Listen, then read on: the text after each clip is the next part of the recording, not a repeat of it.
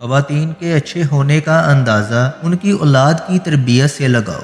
زخموں کو چھپانا بھی ایک ہنر ہے، ورنہ یہاں تو ہر ایک کے ہاتھ میں نمک موجود ہے۔ روزانہ نیکیاں کرو اور دریا کے اندر ڈالتے جاؤ۔ جب کبھی زندگی کے اندر طوفان آیا تو یہی نیکیاں کشتی بن جائیں گی۔ لوگ اپنی شادیوں پر صرف محسوس لوگوں کو مدعو کرتے ہیں، لیکن لوگوں کی خواہش ہوتی ہے کہ ہمارے جنازے پر پورا شہر آئے۔ جس نے پریشانی کے اندر اپنی پیشانی کو سجدے میں رکھ دیا، وہ فقیر بہت دور نکل گیا۔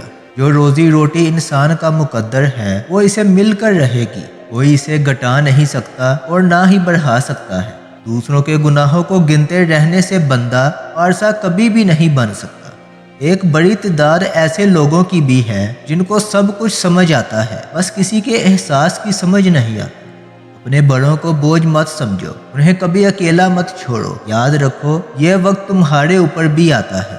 جو تمہارے پاس مال ہے، اس میں سے 10% صدقہ دو اور غریبوں مسکینوں کو کھانا کھلانا شروع کر دو۔ دولت بارش کی طرح برسے گی۔